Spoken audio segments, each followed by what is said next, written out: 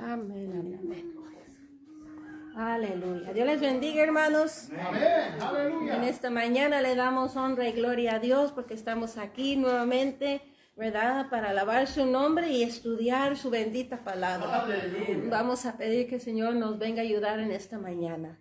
Padre, te damos infinitas gracias porque tú eres bueno y tu misericordia es para siempre.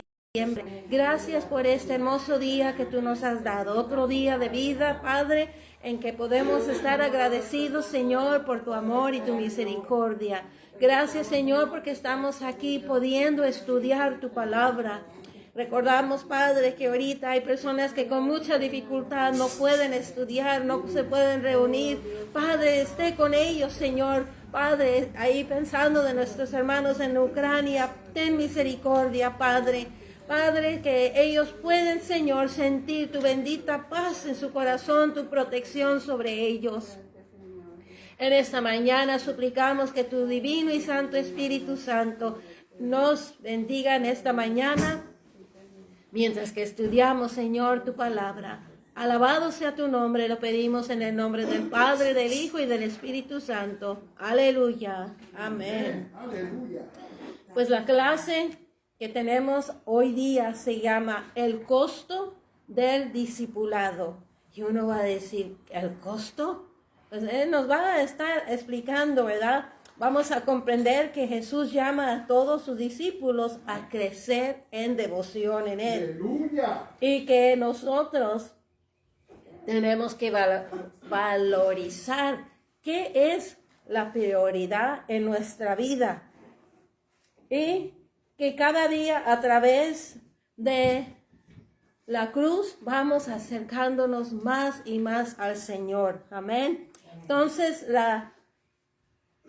el versículo clave está en Mateo 10:39 y dice, el que haya su vida, la perderá, y el que pierde su vida por mi causa, la hallará. Y uno diría, ¿cómo está tremendo eso? ¿Verdad? El que haya su vida, la perderá. ¿Cómo que la va a perder? ¿Verdad? Y el que pierde su vida por la causa de él lo hallará. Pues vamos a ver qué es lo que nos está diciendo la palabra de Dios en este estudio, ¿verdad? El estudio de la semana pasada vimos los cambios que experimentaron Pedro, Andrés, Jacobo, Juan y Mateo a dejar la forma de vida que ellos llevaban, que eran pescadores, ¿verdad? Pero Jesús les dijo que los iba a hacer pescadores de hombres y dejaron esa vida en obediencia a Jesús para servirle. Entonces, con el tiempo, las Escrituras nos dicen cómo la iglesia empezó a tener tiempos de dificultad, tiempos de sufrimiento. Y ahí es donde miramos que dice el costo del discipulado. Entonces vamos a leer la escritura que nos tiene, que empieza en Lucas 9:57 al 62. Dice, yendo ellos, uno le dijo en el camino, Señor, te seguiré a donde quiera que vayas. Y le dijo Jesús, las zorras tienen guaridas y las aves de los cielos nidos, mas el Hijo del Hombre no tiene dónde recostar la cabeza. Y dijo a otro, sígueme. Y le dijo, Señor, déjame que primero vaya y entierre a mi Padre. Jesús le dijo, deja que los muertos entierren a sus muertos, y tú ve y anuncia el reino de Dios. Entonces también dijo otro, te seguiré, Señor, pero déjame que me despide primero de los que están en mi casa. Y Jesús le dijo, ninguno que poniendo su mano en el arado mire hacia atrás es apto para el reino de Dios. Sigue la escritura en Mateo 10:34. No penséis que he venido para traer paz a la tierra. No he venido para traer paz, sino espada. Porque he venido para poner en disensión al hombre contra su padre, a la hija contra su madre, y a la nuera contra su nuera. Y los enemigos del hombre serán los de su casa. El que ama a padre o madre más que a mí, no es digno de mí. El que ama a hijo o hija más que a mí, no es digno de mí. Y el que no toma su cruz y sigue en pos de mí, no es digno de mí. El que haya su vida, la perderá. Y el que pierde su vida por causa de mí, la hallará. El capítulo 16, versículo 24. Entonces Jesús dijo a sus discípulos: si alguno quiere venir en pos de mí, niéguese a sí mismo y tome su cruz y sígueme. Porque todo el que quiere salvar su vida, la perderá. Y todo el que pierde su vida por causa de mí, la hallará. Porque ¿qué aprovechará al hombre si ganare todo el mundo y pierde su alma? ¿O qué recompensa dará el hombre por su alma? Porque el Hijo del Hombre vendrá en la gloria de su Padre con sus ángeles, y entonces pagará a cada uno conforme sus obras. Amén. Los que están parados se pueden sentarse. Dios le bendiga. Entonces estamos viendo la parte 1, ¿verdad?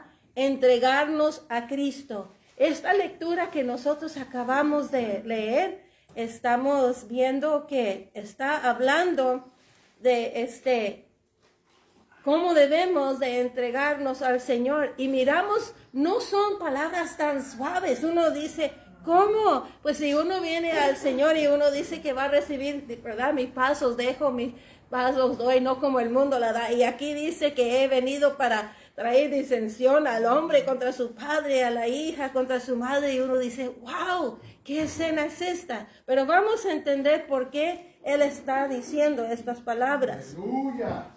En nuestra vida cristiana seguramente hemos anhelado tener nobles, creo es mi hermano Wood que está aquí en esta mañana, Juanito Wood. Dios le bendiga, hermano, bienvenido.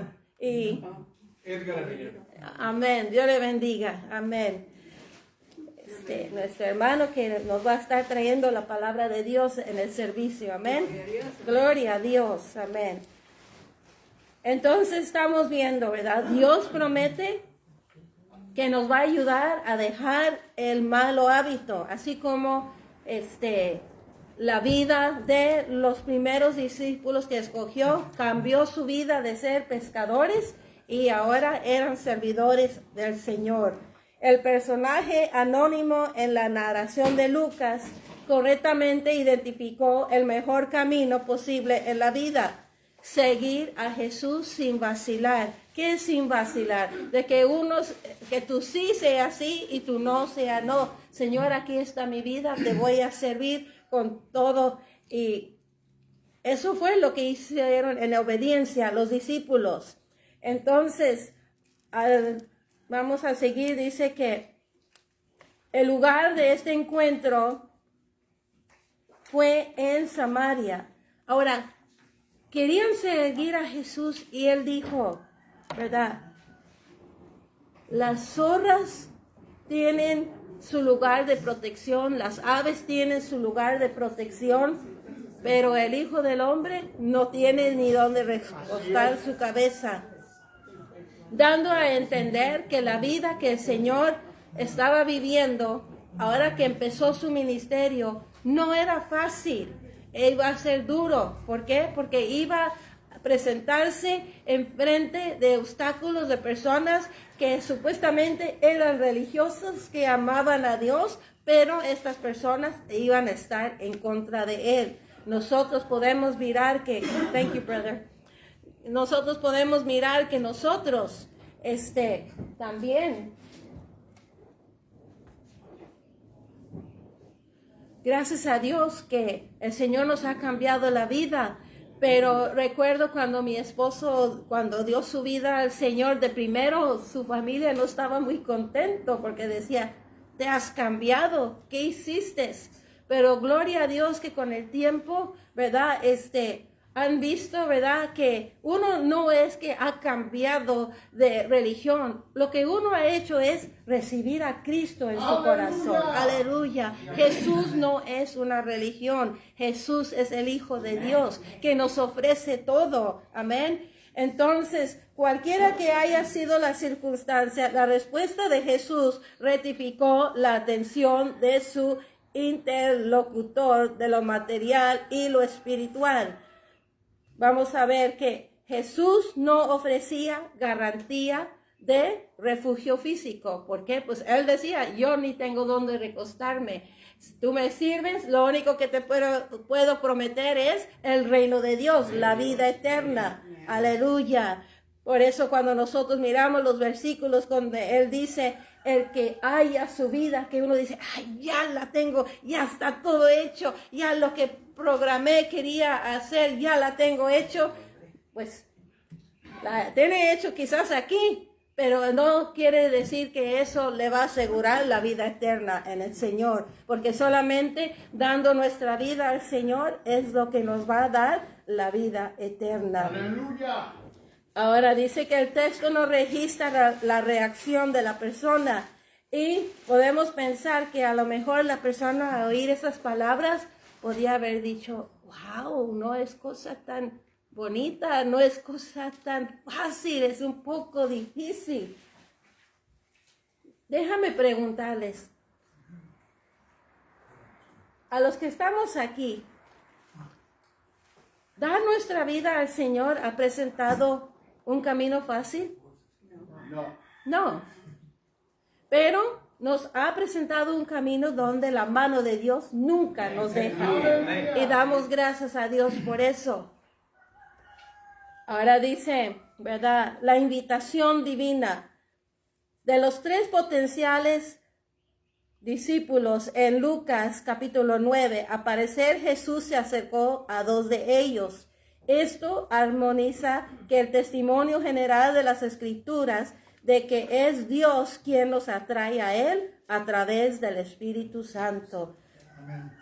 Nosotros, quizás muchas veces se nos habló del Señor, alguien nos habló, pero si el Espíritu Santo no redarguye nuestra vida, nuestro corazón, no hay cambio. Tiene que ser el Espíritu de Dios que toca nuestra vida. Y es lo que dice aquí, ¿verdad? Que el Espíritu de Dios, el Espíritu Santo, viene a tocar la vida de estas personas. Estos versículos nos llaman a cada uno de nosotros a examinar nuestro propio corazón y discernir si estamos considerando lo que es valioso para Jesús cuando le prometemos nuestra devoción y servicio. Cuando hemos dado nuestra vida al Señor, ¿qué es lo que hemos pensado? Ay, pues ya, gracias a Dios, ya di mi vida al Señor, ya no jamás voy a tener problemas porque Jesús está conmigo. Y creo que nosotros hemos dado cuenta que cuando hemos venido al Señor quizás es cuando uno tiene más problemas o más dificultades. Pero uno sabe que va de la mano de Dios. Y cuando uno va de la mano de Dios, aunque esté ese mar rugiendo de los 2 lados, estamos seguros en la mano de Dios. Entonces, gracias a Dios que el Señor ha prometido estar con nosotros en todo tiempo. Ahora, vamos a ver. Dice, desde la narrativa de la creación de Génesis en adelante, la palabra de Dios afirma el valor de la familia. Porque miramos, ¿verdad? Ahí estaba Adán y Eva, tuvieron sus hijos. Luego miramos, ¿verdad? A Noé y su familia. Dios los preservó porque ellos eran temerosos de Dios y fueron los únicos que fueron salvados cuando vino ese diluvio. Entonces, cuando uno se pone a mirar, ¿verdad? Que Él está diciendo que va a traer esta disensión entre la familia, entre el padre y el hijo. Vamos a ver lo que dice. Dice, desde la narrativa de la creación de Génesis en adelante, la palabra de Dios afirma el valor de la familia. La Biblia da gran importancia al duelo en comunidad y las despedidas de la familia. Pero el señorío de Jesús siempre debe prevalecer sobre las prácticas de la vida. Aunque estas sean muy importantes, quien quiera obedecer plenamente al Salvador debe estar preparado para hacerlo sacrificando otras decisiones. Yo recuerdo el testimonio de nuestro hermano Josué Girón. Dijo que su papá estaba muy enfermo en el hospital y le tocaba hacer una campaña y le dijo a su papá, papá, cancelé la campaña porque quiero estar contigo. Y su papá dijo, no hagas eso. Tú tienes que hacer esa campaña porque tú vas a llevar la palabra de Dios. Dice, sí, pero tú estás enfermo aquí, papá, quiero estar contigo. Aquí estás conmigo y ya hablaste conmigo. Ve a hacer la obra de Dios porque Dios tiene algo preparado para ti. Y era algo, ¿verdad? Difícil, pero lo hizo porque su padre vio la importancia de que dice, no vaya a ser mi enfermedad. Y si es que muero, que se vaya a ser obstáculo para esa gran campaña que mi hijo va a dar, que muchas almas pueden venir al Señor. Wow, ¿verdad? Ese es un sacrificio que uno hace, pero lo hace para el Señor. Al igual que aquel que expresó su deseo de seguir a Jesús en los versículos anteriores, estas dos personas son anónimas y no hay registro de su decisión final. Es posible que una o ambas respondieron a las palabras de Jesús con un compromiso renovado. El duelo por un ser querido y un adiós a la familia podían quedar de lado por elegir una vida llena de gozo en el servicio de Jesús. Sin embargo, la puerta también está abierta a una conclusión alternativa. Un funeral en la familia pudo ser demasiado importante como para pasar por alto, aunque el resultado significaría no seguir a Cristo, ¿verdad? El que dijo, déjame. Pero si se hubiera quedado ahí, Jesús ya iba a pasar y no lo hubiera seguido. El adiós a los seres queridos pudo resultar en presión de abandonar la misión para evitar la separación familiar. Y aquí es lo que estamos recordando, lo que les comenté de nuestro hermano Josué Girón, que él tuvo que hacer una decisión y dijo a su papá, vete a cumplir lo que está listo para esa cruzada. El punto más importante es que algunas de las decisiones de la vida que no son pecaminosos en sí mismas tienen la potencial de convertirse en un impedimento para tomar mejores decisiones bajo la dirección del Espíritu Santo. O sea, hay cosas en la vida que no son malas, pero a veces podemos enfocarnos en hacer esas cosas y quizás nos aparta de la voluntad de Dios, de lo que Dios quiere que nosotros hagamos para Él. Y tenemos que valorizar, ¿verdad? Entonces, dice que es fácil seguir una carrera lucrativa, ¿verdad? Que uno diga, ay, pues voy a tener este trabajo y voy a ganar tanto dinero. Y el Señor dice, yo quiero que vayas acá. Y uno, pero Señor, si yo tengo este trabajo, voy a hacer tanto. Pero yo te quiero aquí. Y uno tiene que mirar, ¿qué es más importante? Hacer todos los dineros que yo puedo hacer y estar fuera de la voluntad de Dios. O mejor, hacer lo que Cristo me está mandando y estar en su voluntad, ¿verdad? Entonces uno ahí mira el versículo donde dice que si uno halla la vida, pero pierde. ¿Por qué? Porque no hizo la voluntad de Dios. Ahora vamos a seguir. Dice el amor supremo que está de Mateo 37-39. El más grande amor en nuestra vida motivará todos a los otros amores. Vemos esto manifestarse de manera negativa siempre que un amor menor toma un lugar central. El amor al dinero o una profesión o la aprobación pública pueden convertirse en un cáncer que carcomea las expresiones más elevadas del amor. ¿Cuántos se han entrado a un trabajo y están haciendo buen dinero y luego tengo que hacer más, tengo que hacer eso. Y es una cosa que ya les domina. Y ya, si dijeron, ay, qué bendición que tengo este trabajo y estoy ganando, ya como que están atados, ya no pueden salir porque entre más y más, y dice, por eso es como un cáncer. Y hasta en eso hay quienes por su trabajo descuidan su hogar, descuidan muchas cosas, porque ya eso los ha agarrado toda su atención, toda su vida.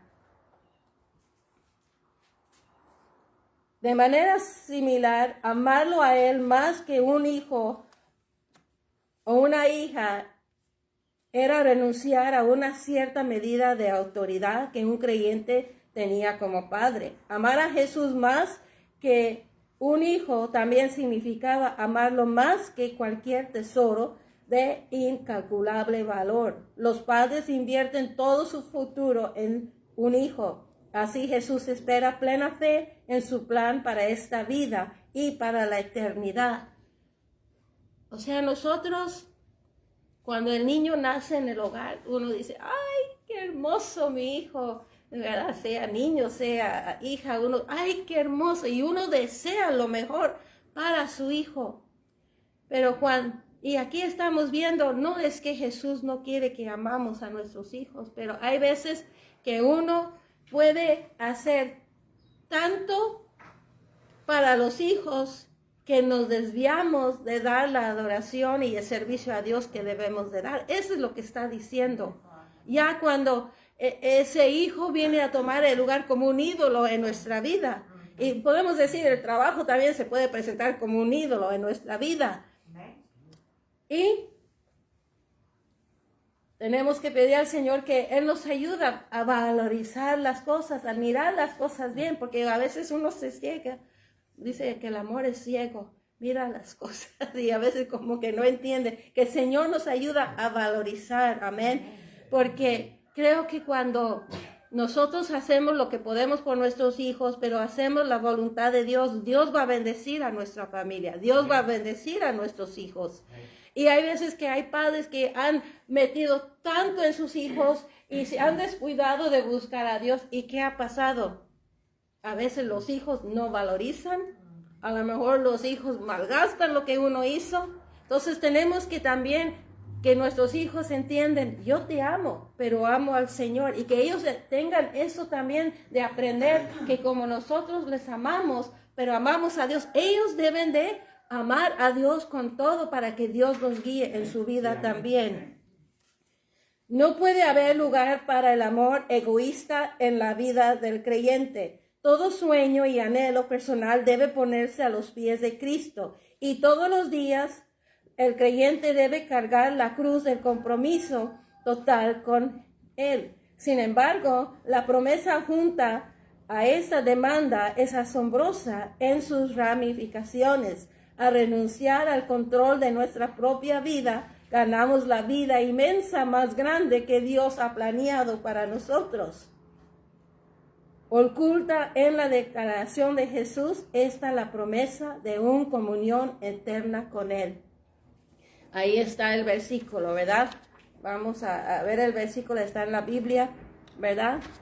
39, el que haya su vida la perderá, y el que pierde su vida por causa de mí la hallará. Todo lo hallamos en Jesús, aleluya. Entonces, dice, no puede haber un lugar de un amor egoísta.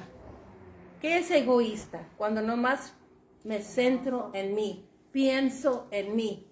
Entonces, el hermano que predicó en la vigilia, creo que tocó un poquito esto porque dijo, el pastor ha tomado el lugar de ser siervo. Dice, no es para que uno venga y le sirva. Y quizás uno diría, no, pues yo soy el pastor y me deben de servir, me deben de tener en alto y todo. Bueno, miramos el ejemplo de Jesús. Jesús nos enseñó que debemos de venir a servir. Y Él dio ese ejemplo también de cuando Jesús le dijo a sus discípulos, a ver, les voy a lavar los pies. Y hasta dijo, yo creo que el Señor tuvo que tener un jabón especial porque se imagina, iban descalzos y por la tierra. Pero el Señor lo hizo en señal de amor, de servir. Y eso es lo que el costo de discipulado es, de que uno lo hace por amor a otro, no por sí mismo. Amén. También dio otro ejemplo que lo voy a aplicar aquí. Dijo cómo hay veces que hay personas que pueden decir, ay, quiero que la gente vea que hice yo eso. Y entonces que le dice a un hermano, oye, cuando viene el pastor me dices, porque quiero que él vea que yo puse estas flores. Entonces dice que ya cuando llegó el pastor, la persona dice, ya llegó el pastor. Ah, ok. Entonces ahí, hola pastor, mira, y ahí está la persona arreglando las flores. Oh, sí, mira hermano, pues puse estas flores. Ay, mira, y sí, me costaron tanto, ¿verdad? Pero eso no lo hizo por amor a Dios, no lo hizo por amor a la obra, lo hizo para que la gente viera, mira lo que estás haciendo. Ah, mira, gastaste tanto. Eso no es el propósito de servir al Señor. El propósito es hacer las cosas por amor. No es un amor egoísta para que la gente nos vea. La cláusula más que en cada una de las comparaciones de Jesús es importante. Cuando amamos algo más que a Dios, es un amor destructivo. Es claro eso. Cuando amamos a nuestro Salvador por sobre todas las cosas, somos transformados en personas que sienten un amor desinteresado por todos, mucho más allá de cualquier amor que pudiéramos expresar sin una relación con Cristo. O sea, si yo no tengo al Señor primeramente en mi vida, el amor, las cosas que yo quiero hacer, puede ser destructiva para mí porque no pongo a Dios primero en mi vida. Y si tengo a Dios primero en mi vida, el amor que yo tengo a mi hermano va a ser para ayudarlo. Es un amor desinteresado. Hay algo que se dice en inglés, with strings attached. No se dan las cosas con, ¿cómo se dice? Como para jalar, ok, yo te hago esto, pero tú me vas a hacer esto. No, uno es un amor desinteresado. Aleluya. Aleluya. Vamos a seguir. Dice, no sé si lo adelanté. Sí, ok. Entonces ahora vamos, perdón hermano. El 16, 21, sigue ya. Sí, amén. Vamos a 16, 21 al 23. Parte 3. Niéguese a sí mismo y siga a Cristo. A veces la verdad duele. Y verdad que a veces cuando nos dicen las verdades y uno dice, ¡ouch! Ay, que no me hubiera dicho. Especialmente cuando contradice las expectativas personales. Una creencia errada entre los discípulos de Jesús era que Él establecería un reino terrenal. Cada uno visualizó su lugar de privilegio en ese reino. Nunca se apartaron de tal ambición durante la vida de Jesús. Incluso cuando habló sin rodeos sobre la cruda realidad que le esperaba en Jerusalén, fue solo después de su resurrección y ascensión que comenzaron a comprender verdaderamente su misión.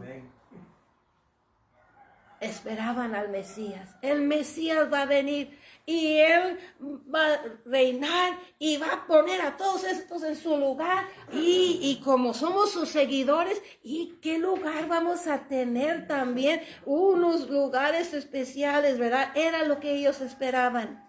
Pero luego caminaron con Jesús y Jesús hablaba del reino celestial y ellos escuchaban y hasta ahí dice, ¿verdad? Todavía cuando decía que iba a entregar su vida, como que no registraban, no podían entender eso. No, si Él es el Mesías, Él va a traer la libertad a nosotros, Él va a arreglar todo aquí. Y ellos después Dice, fue solo después de su resurrección y ascensión que comenzaron a comprender verdaderamente su misión. ¿Qué fue la misión de Cristo? Pues la miramos en Juan 3:16, porque de tal manera amó Dios al mundo que ha dado a su Hijo unigénito para que todo aquel que en él cree no se pierda, mas tenga la vida eterna. Esa fue la misión de Cristo. En el viaje final de Jesús a Jerusalén con sus discípulos, él descubrió lo que sus enemigos planeaban hacerle. Esta vez anunció, perdón, voy a tomar un poquito de agua.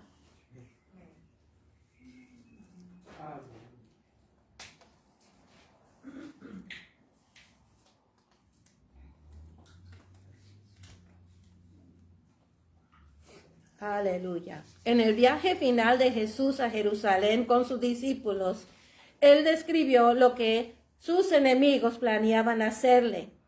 Esta vez anunció que tendría éxito y lo matarían. Creo que eso no fue grato para ellos. ¿Cómo? ¿Cómo es posible que lo van a matar? Es el Mesías. Es el rey que esperábamos. ¿Cómo es posible? Y luego selló este anuncio con la promesa de su resurrección. Sin embargo, esta buena noticia aparentemente no impresionó a los más cercanos a él. Estaban tan desconcertados por su declaración de que moriría, que no asimilaron su promesa de que resucitaría después de 3 días. Pues sabemos, ¿verdad? Cuando Cristo murió en la cruz, se quedaron viendo y como que toda esperanza había muerto. Pero ya cuando Jesús resucitó, gloria a Dios. Y cuando Él resucitó no lo pudieron creer. Y Él les había dicho que iba a resucitar. Y hay veces que Dios nos promete tantas cosas y como que no miramos porque miramos el problema tan grande enfrente de nosotros y decimos, no, pero esto es así y así va a pasar. Pero Dios, nada hay imposible. Podemos hacer todo con la ayuda de Dios. Y como Cristo resucitó, pues Él está ahora al lado de nosotros, a cada uno de nosotros. Pedro ni siquiera tomó en cuenta el anuncio de la resurrección cuando, según Mateo, refutó la mención que Jesús hizo de su muerte. Dijo, yo voy a estar a tu lado y ahí voy a estar. Y si alguien te quiere matar, yo te voy a defender. Llevó a Jesús aparte y protestó enérgicamente. La idea que aquí es de una reprensión, como si Pedro tuviera autoridad sobre Jesús. No, Jesús, así no es. Tú eres el Mesías y eso no va a pasar. Y yo estoy aquí para defenderte. El discípulo había proclamado a Jesús como el Mesías solo unos cuantos veces antes. Y Jesús le había dicho, ¿verdad? Tú me proclamas que soy el Hijo de Dios, que crees en mí, y tú me vas a negar. No. Yo nunca te voy a negar. Aquí voy a estar a tu lado siempre. Jesús respondió con una declaración contundente a llamar a Pedro Satanás. ¿Verdad? Que uno te diga Satanás, uno diría, ¿qué? Pero no era que en sí le estaba hablando que Pedro era Satanás, pero estaba dejando que Satanás usara su vida, que estaba dejando que Satanás hablara por él. Yo les digo de una niña que se portó mal, ¿verdad? Hizo algo que no tenía que haber hecho y el papá la vio y dijo, ahora sí, ya estuvo. Y el papá estaba bien enérgico y la niña estaba muy espantada. Y cuando vio que su papá venía, porque parecía que le iba a dar una buena, cuando ya llegó ahí, dijo, te reprendo en el nombre de Jesús. Y el papá se quedó. Y cuando el papá vio eso, sí se detuvo. Y no era que su papá era Satanás, pero la niña vio el enojo, el coraje que tenía su papá y a ella le dio miedo. Dijo, ¿qué puedo hacer? Señor, en tu nombre reprendo. Y eso es lo que Jesús estaba diciendo. Satanás, quítate, ¿verdad? Al llamar Pedro Satanás, Jesús abordó varios temas. El nombre significaba adversario, por lo que Jesús pudo haber usado el término para identificar y corregir la posición de Pedro. Sin embargo, la idea de que el sacrificio de Jesús era de alguna manera un error, también podría apuntar a una influencia satánica. Pues sí, porque Jesús sabía a lo que había venido. Y miramos que desde que Jesús empezó su ministerio, Satanás estaba ahí para decirle, tú eres el Hijo de Dios, tienes hambre, convierta las piedras en pan, tírate. Y digo yo, ¿qué era la cosa de tirarse? Nomás para que los ángeles vinieran a levantarlo. Y así Satanás a veces nos hace unas ideas en nuestra mente que tenemos que decir, te reprendo en el nombre de Jesús, ayúdame. Porque sabemos lo que la palabra nos dice de cómo debemos de servir al Señor. Y hay veces que el enemigo viene con sus ideas erróneas a nosotros. Y así vino a Pedro a usar, ¿verdad?, erróneamente las palabras que dijo. Y Jesús le tuvo que reprender. Ahora, es posible que Pedro haya estado respondiendo a una influencia espiritual de tentación en ese momento. La conclusión de Jesús en esta reprensión es una lección de vida para nosotros hoy. En la vida cristiana hay una tensión entre el pensamiento humano limitado y la sabiduría y la dirección del Señor. La hermana Pinkerton me dijo el año pasado, ay, hermana, tengo este viaje a Perú y pues a la fuerza voy a tener que tomar la vacuna porque si no lo tomo no voy a poder viajar. Y sí se tomó la vacuna y dice, ay, hermana, pero me puse bien mala. Pero gloria a Dios se fue a la República Dominicana y luego fue a Perú. Y dice, pero ¿qué crees, hermana? Lo más interesado de ellos era que tuviera nosotros la prueba de COVID. Le dije, aquí está la vacuna. Oh, ok, esa es otra cosa. ¿Querían mejor? Y dije, wow. Hermanos, nosotros, el hermano Rubén tenía tantas ganas de ir a México. Y más que su hermano se fue con el Señor en mayo del año pasado. Pero la razón que no íbamos era por que se exigía la vacuna. Y dice, hermano, yo no lo tomo. Y ya les he dicho a ustedes, yo no les digo que la tomen, que no la tomen, yo les digo, piden la guianza de Dios. Amén. Entonces, mi hija me dice, mamá, en diciembre mi pastor se fue a México y no está vacunado. Le dije, sí. Entonces hablé con el pastor y dije, oye, ¿qué pasó cuando fuiste a México? Dice, fuimos a México y ya de regreso el doctor nos dio la prueba y regresamos. Y fue todo. Entonces, me informé y vi que sí. Entonces hicimos nuestro vuelo, fuimos a México, fuimos a León, Guanajuato, y ya antes de regresar fuimos a tomar la prueba y fue lo que se presentó en el aeropuerto y fue todo. Y pues damos gracias a Dios, fuimos y llegamos y la mano de Dios estuvo con nosotros. Gloria a Dios. Y lo que quiero decir es que aquí, ¿verdad? Dice, ¿verdad? Lo que leímos, ¿verdad? De que hay una tensión con todo lo que ha pasado, con esta enfermedad que vino. Muchos han tenido una ansiedad, otros han tenido temor, otros han tenido que se les va el sueño. Y si no, también por el trabajo que presiona y que esto y lo otro. Y uno está diciendo, ¿qué puedo hacer?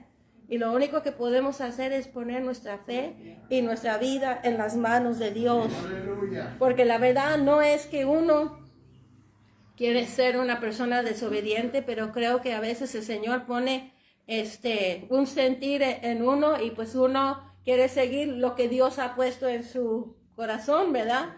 Y damos gracias a Dios. ¿Se recuerdan cuando empezamos a estar aquí y que decían, no pueden orar, no pueden cantar? Y uno dice, pues, ¿qué es lo que hacemos cuando venimos a la iglesia? ¿Verdad? Y gracias a Dios que el pueblo de Dios no deja que esas cosas sean un obstáculo. ¿Qué fue lo que hicimos? Salimos al porche y tuvimos los servicios. Gracias a Dios por mi hermano Luis y mi hermano Pedro, que listo estaban y ponían el tarp. ¿Cómo se dice el tarp? La carpa. Y luego ahí las sillas y teníamos el púlpito que nos regaló los hermanos Flores. Y seguimos alabando al Señor. Aleluya. Entonces nosotros sabemos que hay presiones en la vida, pero tenemos que entregarlos al Señor. Ahora vamos aquí, dice, mundo o alma. Debemos recordar quién es la audiencia de Jesús. En Mateo 16, 24 a 27. Las palabras aquí a menudo se utilizan en llamados evangelísticos a los no creyentes. Sin embargo, Jesús no estaba hablando a los creyentes, sino a los 12 y a otras personas que lo seguían fielmente. Sus declaraciones entonces debían servir de precaución a los creyentes, aunque estos se consideren personas establecidas en la fe. Vamos a ver lo que dice. La declaración de Jesús en el versículo 24 describe una secuencia que vemos en el momento de la salvación, pero es aplicable a la vida de fe.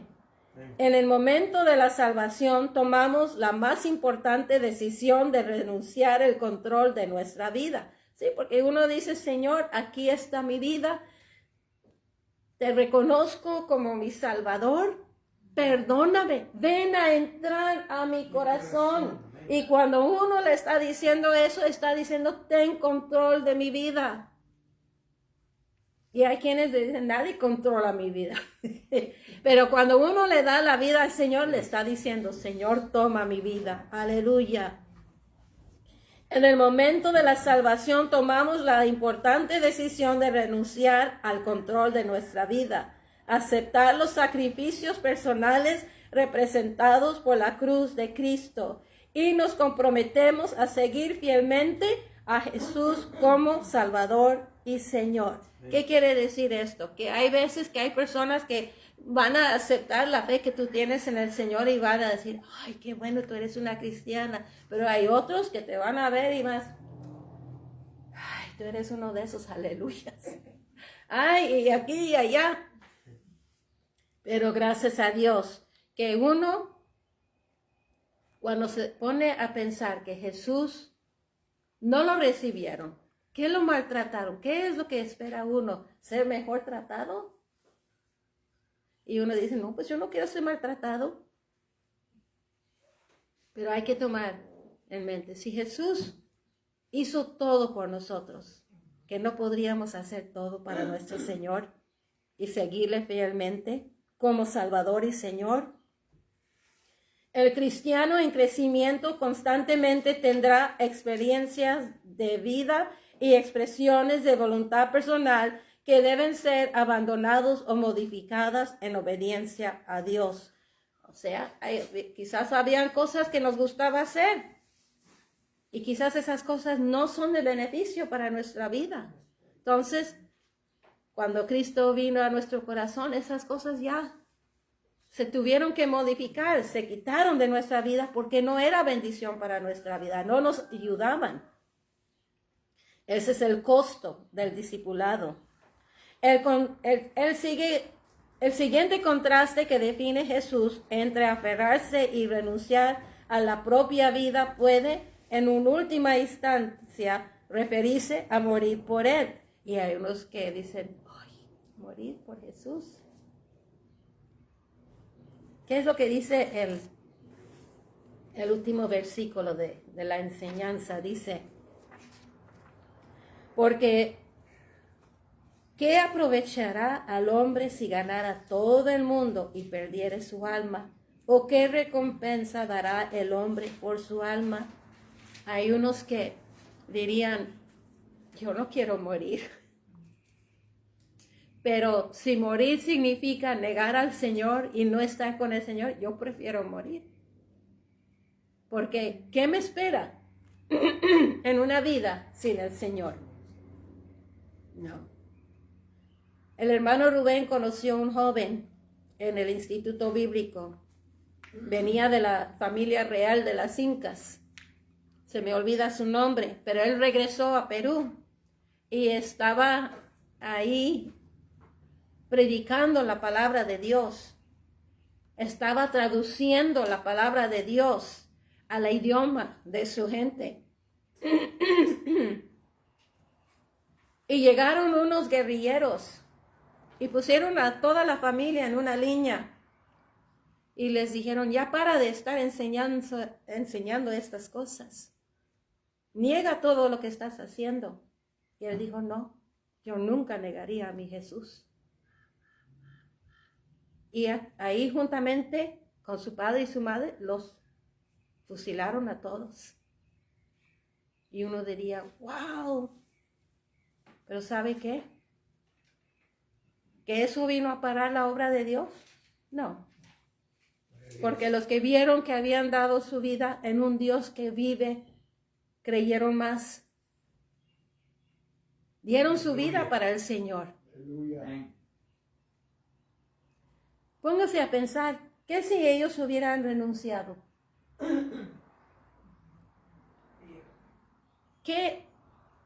¿Cómo estaría uno pensar, Dios, yo te di mi vida, me diste todo, y que uno renunciara al Señor? ¿Cómo se sentiría uno? El que trata de hallar su vida la perderá, porque al renunciar al Señor, ¿qué se está diciendo uno? Está renunciando la salvación en Cristo. ¿Y qué espera uno que no tiene a Cristo? La muerte eterna. Y sabemos que son cosas que posiblemente nos puede suceder, posiblemente no. Pero pensaría usted, si eso me llegara a mí, ¿qué decisión haría yo?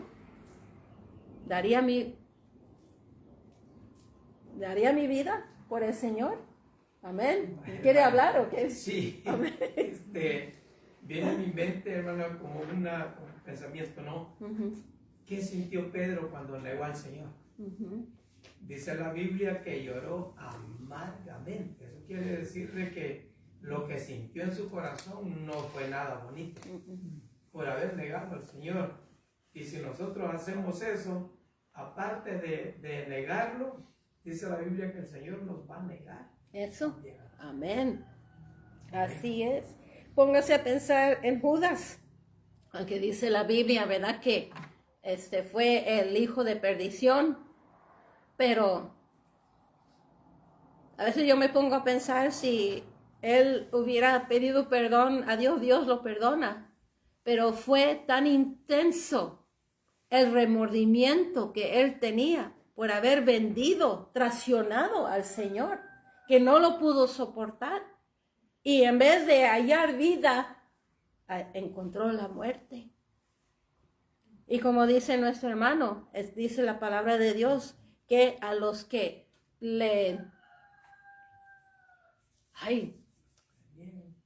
pero dice, antes de eso, bueno, si nosotros hablamos del Señor, Él nos va a presentar ante su Padre, pero el que niega al Señor, no los conozco quiénes. No, pero yo iba a la iglesia, yo cantaba, era el director, yo predicaba. Y uno diría, ¿un predicador?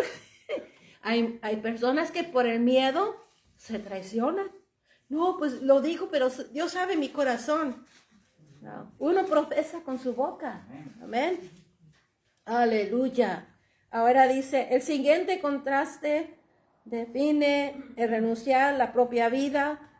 Puede, en última instancia, referirse a morir por él. Ahora seguimos al otro párrafo. Los teólogos a lo largo de la historia de la iglesia han luchado con la idea de si un seguidor de Cristo que ha recibido la salvación puede o no regresar a una vida impía y perder esa salvación.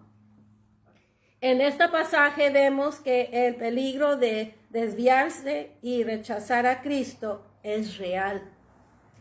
Tenga en cuenta también que Jesús advierte sobre las decisiones más pequeñas que podrían despojarnos de una bendición de estar con Él, o de una obra más profunda en la vida del creyente en Dios, en la vida de cualquier persona que está en busca de una corona corruptible. Si uno niega al Señor, niega esa corona que el Señor nos está prometiendo. Estamos negando estar con Él. Y creo que no hay nada en esta vida que vale la pena negar a nuestro Señor Jesucristo. No hay nada. ¿Qué nos dice Dios? Para el tiempo en que los discípulos habían pasado unos 3 años con Jesús, recibieron sus enseñanzas. Podrían esperar que hubieran madurado lo suficiente en lo espiritual que apenas necesitarían orientación adicional. Sin embargo, las declaraciones que Jesús hizo a sus discípulos más cercanos, solo días antes de su crucifixión, muestran que el camino del crecimiento espiritual es largo, es desafiante. ¿Cuántos han visto que es desafiante vivir para el Señor? Y puede ser en el mundo, en el trabajo donde estamos, puede ser con nuestros familiares, puede ser con los que nos miran, que saben que somos cristianos, pero lo mejor es, como dice la palabra de Dios, si tenemos al Señor, tenemos la vida. Y el que quiere hallar la vida sin el Señor, la perderá. Nosotros también necesitamos los recordatorios del Señor para dedicarnos a Él, sin reservas. Señor, yo te sirvo, pero por favor, haz esto y esto y esto. Mira, el hermano que vino a predicar, nuestro hermano Marvin Castillo, el Señor lo llamó a cierto lugar en Nicaragua y nos testificaba a los pastores, decía, yo decía, Señor, ¿por qué nos mandas a un lugar rural? Ya, mándanos a una ciudad donde hay un edificio, iglesia. ¿Por qué a un lugar rural? Y el Señor dijo, ahí te quiero. Entonces él dijo, mira, Señor, si tú me quieres aquí, que nos regalan este terreno sin pagar ningún centavo, que nos entreguen las escrituras. Y no recuerdo qué fue la tercera. Y dijo, imposible, porque nadie va a regalar este terreno, y menos las escrituras. ¿Y qué sucedió? Que la dueña vivía aquí en Los Ángeles. Y el Señor le dijo en un servicio, tienes que ir a Nicaragua y tienes que vender este terreno a este pastor. Y le dijo el nombre, Marvin Castillo, ni lo conocía. Ay, te reprendo. Dice, eso no es de Dios. Y luego después fue a otro servicio y otra vez el Señor le habló. Dice, pues tengo que ir. Y se fue a Nicaragua. Y cuando llegó a Nicaragua, el hermano llegó a hablar con ella y cuando dice, pase, ni le había visto, pero yo, dice, pase, la puerta está abierta. Hermano Marvin, pase adelante. Y digo, pues, ¿quién le dijo mi nombre? Y cuando él entró, ella le dijo, Dios me ha dicho que te entregue este terreno sin ningún precio. Y aquí están las escrituras. Cuando vio eso, dijo, aleluya. Él pensaba, me voy a ir de aquí porque... Y no, Dios lo quería ir y Dios hizo eso.